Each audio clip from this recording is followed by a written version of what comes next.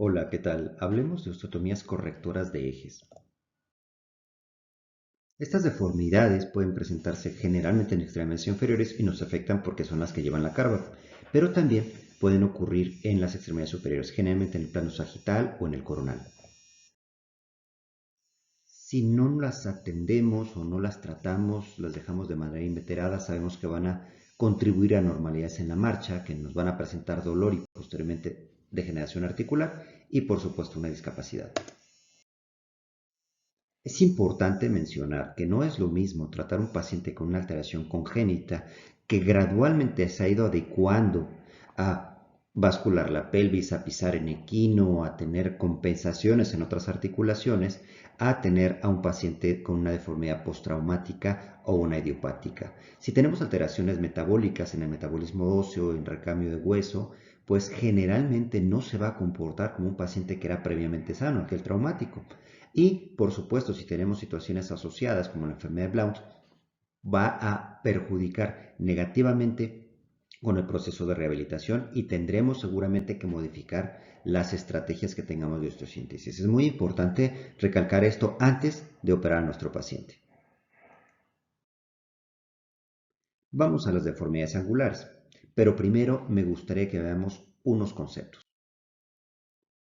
La nomenclatura, vamos a hablar de ejes, que son las líneas centrodiafisarias que se van sobre un hueso. En este caso, un hueso deformado, vemos que tiene dos ejes y no necesariamente uno. En este caso, veamos cómo este hueso tiene tres ejes en diferentes segmentos de su anatomía. El punto en donde estos coinciden o chocan se le va a llamar cora. Cora es la abreviatura de centro, rotación, angulación o también conocido como apex. Ambos términos son similares, son sinónimos, se pueden aplicar indistintamente. Cuando chocan estas dos líneas en el cora nos van a dar un ángulo.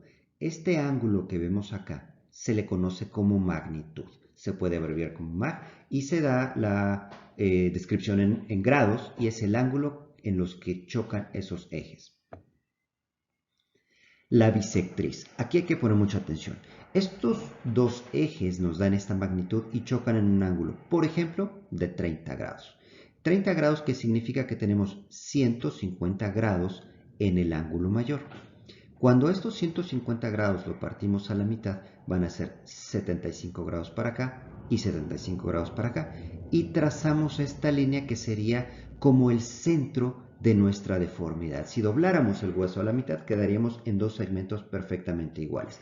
A esta línea que estoy poniendo aquí se le conoce como bisectriz o transverse bisector line. En esta línea de la bisectriz es sumamente importante porque ahí es en donde vamos a planear nuestra desrotación. El AK se le conoce como el eje de corrección angular. Esta va a ser la bisagra en la cual nosotros vamos a hacer la desrotación o la angulación de nuestra osteotomía.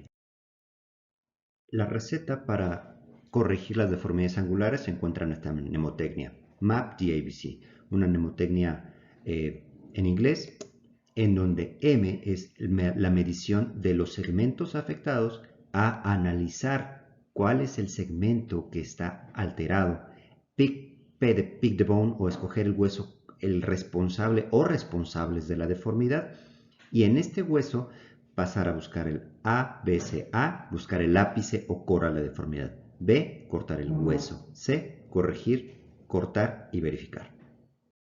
La primera parte llevaremos a cabo la medición de los segmentos que vamos a trabajar con un test de mal alineamiento que ya deben haber ustedes visto en clases previas, en donde la línea del eje anatómico es propio de cada hueso, tiene que pasar una línea centrodiafisaria en huesos individuales, en la tibia recordar que es el mismo el anatómico que el mecánico y en el fémur es completamente diferente el anatómico que el mecánico.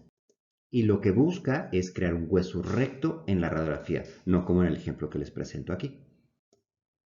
Y después nos vamos también al eje mecánico. El eje mecánico va a unir dos centros articulares por una línea y recordemos que este puede ser tanto en un solo hueso como en un grupo de huesos, es decir, todo el segmento inferior, y este eje nos está mostrando cómo lleva a cabo la carga de peso este hueso o este segmento. Recordar que en la tibia el eje mecánico es igual al anatómico y que el eje mecánico de la extremidad tiene que pasar lo más pegado a la rodilla, y si no lo hace, pues estamos hablando de una desviación del eje mecánico, como en este ejemplo que les presento. Este test de malalineamiento tiene que ser compensado con el test de angulación articular con las líneas y valores que ya pueden ustedes verificar en cualquier lado.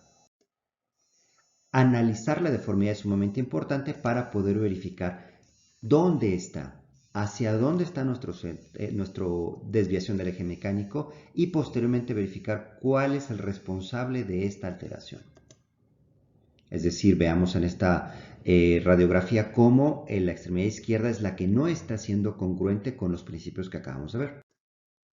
Escoger el hueso. De este hueso será la tibia o será el fémur. Y eso lo logramos cuando en ello sacamos nuestras líneas centrodiafisarias y verificamos que el eje anatómico de esos huesos y el eje de orientación articular no están en la concordancia adecuada. Buscar el apex de la deformidad es nuestra siguiente búsqueda, en donde tenemos que verificar con nuestras líneas centrodiafisarias dónde coinciden, dónde está el ápex de la deformidad o dónde está el core de la deformidad. Puede quedar 1, 2 o 3 o varios centros de ápex. Después cortaremos el hueso, haremos nuestra osteotomía y corregiremos, verificaremos que todo está alineado y que se hayan alineado nuestras líneas centrodiafisarias creando un eje anatómico normal. Pongo esta diapositiva de nuevo, repito la imagen para recordar cómo tenemos las líneas de los ejes, cómo bisectan en un ápex o cora de la deformidad, tenemos una magnitud de esta deformidad y trazamos una línea como bisectriz que me va a permitir ver el sentido en el que está la deformidad. Y el acá sumamente importante, que es la bisagra a través de la cual yo voy a hacer la desrotación. Y hay 3 reglas de osteotomías. ¿Cómo es esto? La primera, número, si la osteotomía se efectúa en el cora, se consiguen alinear los ejes. No se traslada y la corrección gira sobre el acá. En términos prácticos, yo trazo mis ejes, veo dónde está mi ápex o mi cora, trazo mi bisectriz y voy a hacer la osteotomía justo en la bisectriz. Entonces, si hago mi osteotomía y voy a girar justo en la bisectriz, las dos líneas de los ejes, cuando yo haga la osteotomía, van a quedar perfectamente alineados como una sola línea del eje. Veamos, por ejemplo, en esta radiografía, en donde se marcaron los ejes, marcamos la bisectriz, hacemos la osteotomía y hacemos la corrección. Y esto giró todo en un acá que quedó justo donde está el cora. Esta diferencia entre el lado izquierdo y el lado derecho, donde hacemos la misma osteotomía, quiero que verifiquen cómo de un lado quedó un acortamiento y del otro lado quedó un alargamiento. Recordar que esto es porque hacemos una cuña de cierre o hacemos una cuña de apertura. Hay diferentes indicaciones y candidatos para este tipo de osteotomías, así como la predilección del cirujano. Generalmente este tipo de corrección está dado para deformidades diafisarias, para deformidades en donde tenemos un segmento amplio donde meter nuestro material de osteosíntesis y dar seguridad. La segunda regla es cuando la osteotomía se efectúa fuera del látex, pero necesita traslación.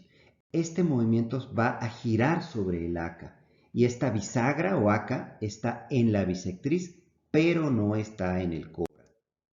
Se alinean los ejes, pero se tiene que trasladar. Está en el cora, pero se tiene que hacer la traslación del segmento. Como hacemos nuestro corte, pero este corte no va a estar en el acá, pero sí en la bisectriz. Hacemos la osteotomía, hacemos la corrección y tenemos líneas que son paralelas, pero sin embargo una traslación del hueso. Veámoslo con el ejemplo radiográfico. Marcamos la línea de la osteotomía, pero va a girar afuera del cora. pero sobre la bisectriz. Y este es el resultado. El resultado siempre vamos a tener un defecto en el segmento óseo que sobra, digamos de esta forma. Este no va a ser propio para clavos angulares. ¿Y por qué hacemos esto? Porque a veces este hueso en donde estamos perfectamente, se marcó nuestra ACA, no coincide con un sitio donde podamos poner de forma segura un material de osteosíntesis, o estamos muy metafisarios, o el hueso está escleroso o es de mala calidad. Y la tercera regla es prácticamente la regla, y la osteotomía se hizo donde se pudo. El ACA y la osteotomía pasa a un nivel diferente del ápex y se tiene que hacer una deformidad por traslación. Hacemos una osteotomía porque la tenemos que hacer por las características del hueso, no me lo permitieron.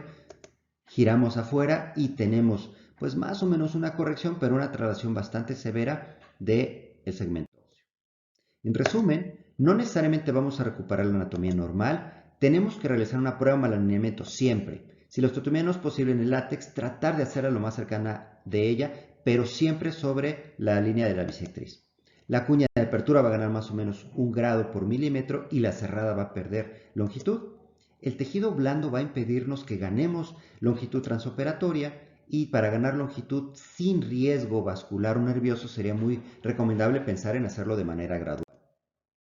La planificación es necesaria. Hacer un calco es un método empírico pero seguro, y podemos equivocarnos 10 veces, pero no en un transoperatorio. Tenemos que hacerlo antes de la osteotomía, antes de tener al paciente en sala, porque vamos a planear o el éxito o el fracaso. Nadie va a tener una iluminación divina en el quirófano que no haya tenido ya antes. Y en deformidades torsionales o tridimensionales, como las que le estoy presentando, cuando se anexa el componente rotacional, es muy recomendable tratar de mantener el orden de, primero, corregir la rotación, y ya tenemos una deformidad solo angular y no rotacional, y ya después nos vamos a la corrección angular y la traslación. Muchísimas gracias.